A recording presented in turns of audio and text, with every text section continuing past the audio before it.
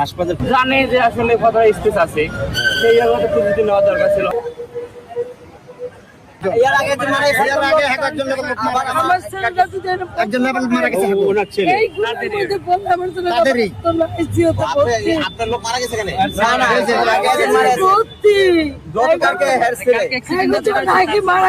ব্যবস্থা নিল না, এর আগে লোক মারা গেছে।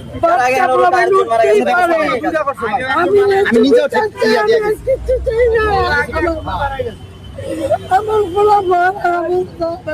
হাসপাতাল খুব খারাপ, আইসিইউতে ভর্তি আছে। আমার ন্যায্য বিচার কেন না, লোক মারা গেছে, অসুবিধা সতর্ক হয়ে যাও। এরা তো জানে যে এখানে অবস্থা আছে, এখন তো ওরকম ব্যবস্থা নেওয়া উচিত ছিল।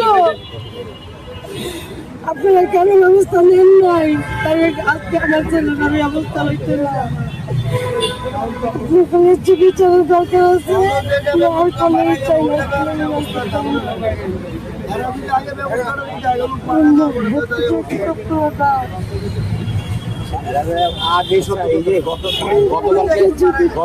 না, গতকালকে ঘটনা ঘটার পর তারপর আপনাকে দায়িত্ব দিচ্ছে, আমাকে ইনফরমেশন করছে, কবে দিছে, কবে আমাকে রাতে বলছিল, তখন আমি রংপুরে ছিলাম। আমি রাতে গাড়ি করে চলে আসছি, আমার লেবার তো ওইদিকে শর্ট, সেজন্য আমি নিজে আসছি। একটা লেবার আসছিল, ওদের তারা কাজ করে নিয়ে রাখলাম, রাখে আমি এখানে আসছি।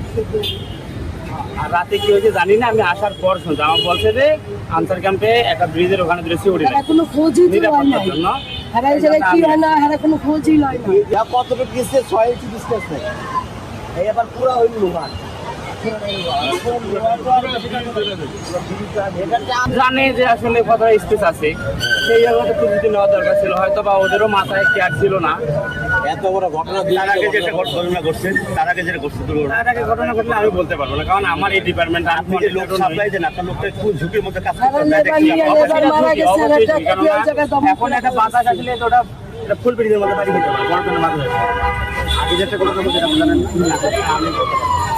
আচ্ছা, এখানে আমি আসছি, সহজমিন আমি আসছি, মানে হলো 11,000 ভোল্টের লাইন, একেবারে 6 ইঞ্চি পাশ দিয়ে গেছে, 6 ইঞ্চি পাশ দিয়ে গেছে।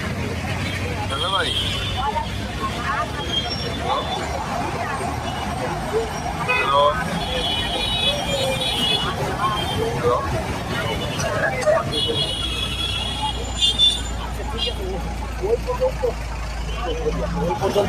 আপনার ওই পর্যন্ত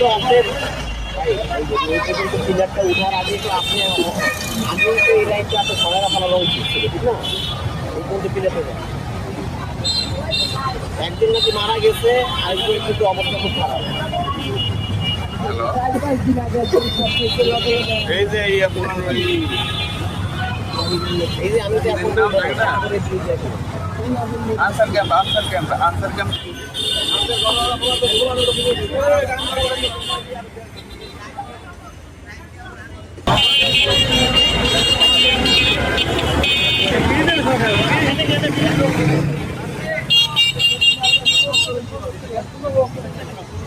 তারা সেফটি না দিয়ে আমরা জায়গায় কাজ করতে না।